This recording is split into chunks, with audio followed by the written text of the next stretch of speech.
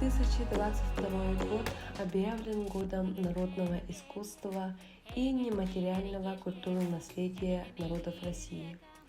Важно помнить о нашем наследии, ведь Россия – это огромная многонациональная страна, каждый из народов которой богат своим искусством, традициями и обычаями.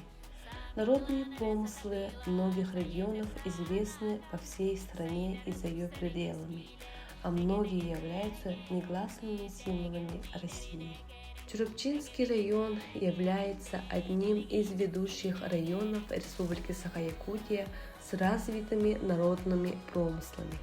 Район известен своими умельцами, достигшими высокого мастерства в искусстве резьбы по дереву, плетения из конского волоса, ювелирного искусства, традиционного шитья.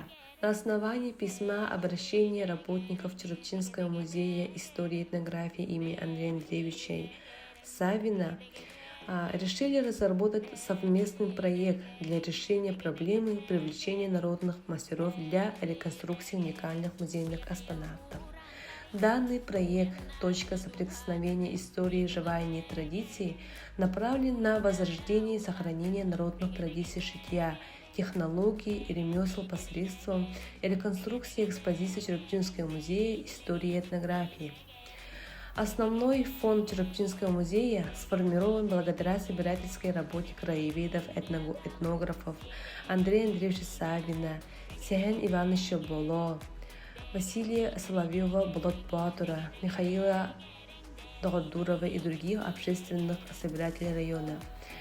При комплектовании фонда они постарались учесть специфические особенности района. В настоящее время в фонде музея насчитывается в основном фонде 6048 предметов. В рамках проекта будут реконструированы изделия мастериц XIX века. Это шуба женская выходная буктах-сон, шапка джабака, рукавицы начала XX века, торбаза из кожи, платье старинное халадай, безрукавка-косетчик, утеплитель наголовника, наушника, подбородника, манжеты, набрюшника, шеи и носа. Проект включает в себе создание реконструкции знаковых образцов музея, у которых по истечении времени пришло в негодность, а также выставочно-просветительскую программу, привлекающую внимание широкой общественности, в особенности российских, иностранных, внутренних туристов.